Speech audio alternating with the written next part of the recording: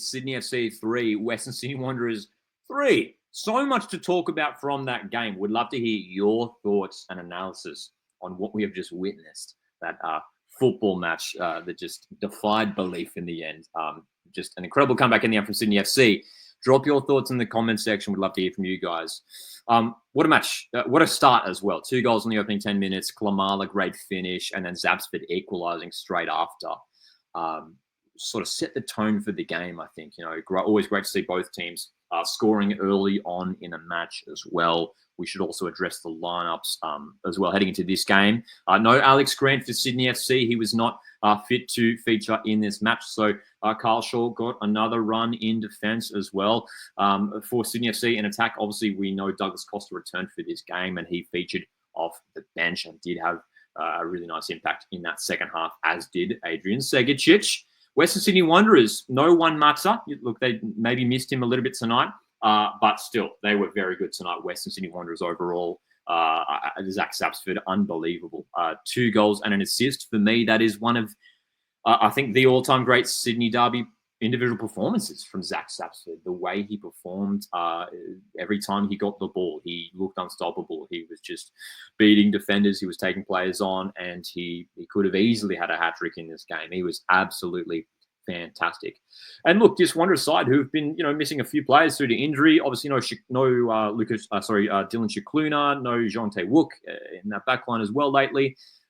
Defensively, I thought they were actually really good for, 95% of this game, I guess you can say. Wanderers, I don't think Wanderers fans should be disappointed with the effort that this team put in this game. Again, for 95% of this game. They were really, really good for so much of this performance. And, this game, 87th minute, it was 3-1. And I was like, Wanderers are going to win this game. And that felt like a fair reflection of the match.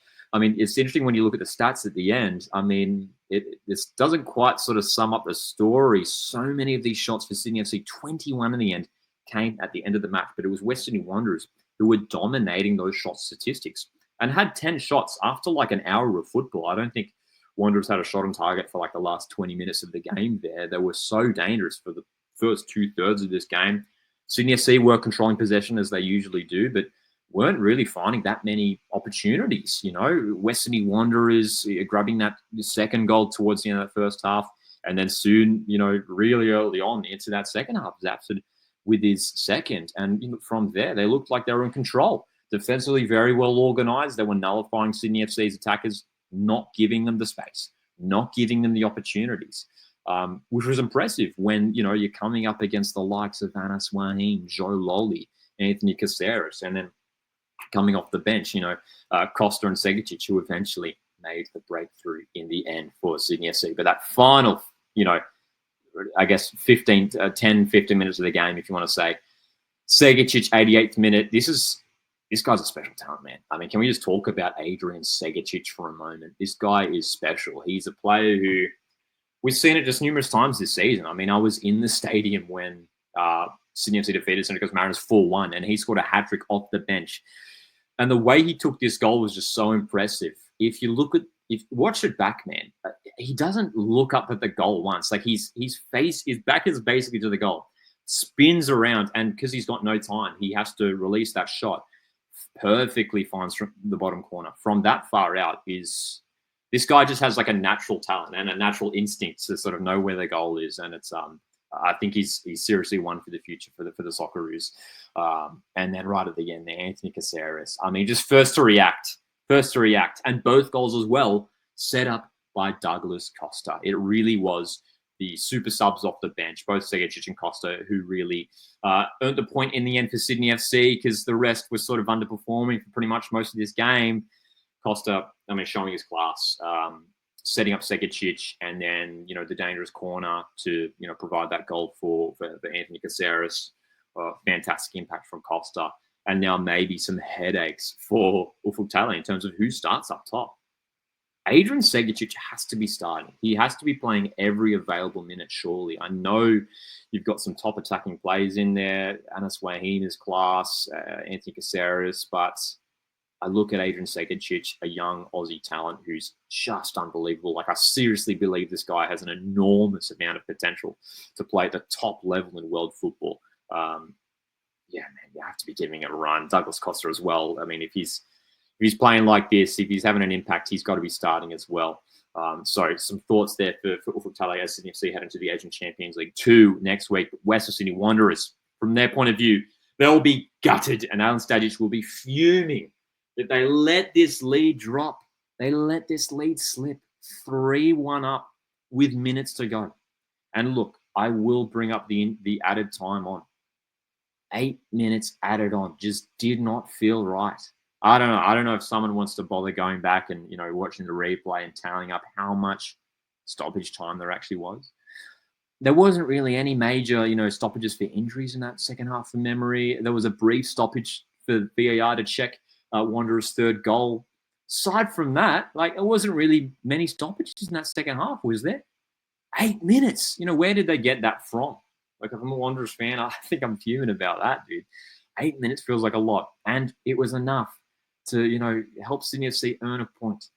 And it's a massive point, because let's look at the ladder, dude. It's a massive point. Sydney FC, at the time of this recording, are still in third spot on the ladder, dude. Huge point for them. Third place on the ladder, I should say. Western Sydney Wanderers 8th on the ladder.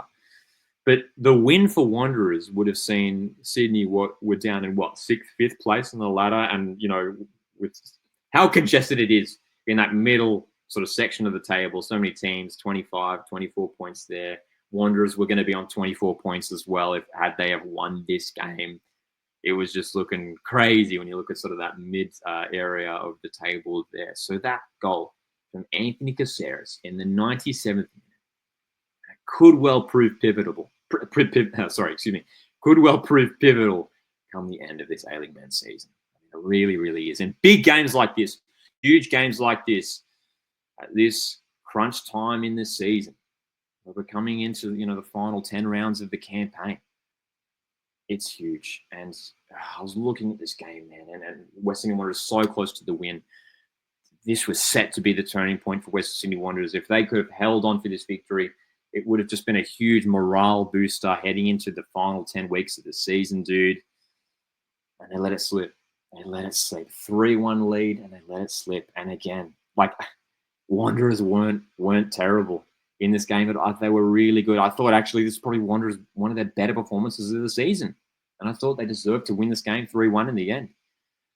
But the way they fell asleep at the end was just this is what has let Wanderers down in so many years now, and for the past decade. This kind of thing is why Wanderers have been struggling to sort of replicate the same success they had in their early years.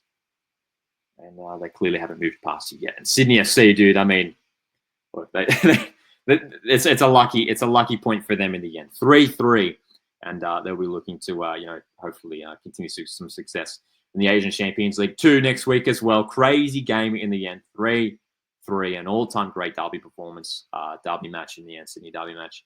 Drop your thoughts on this game in the comments. We'd love to hear from you guys. Thanks very much for tuning in, and thanks for everyone who joined us for the live watch along for that game as well.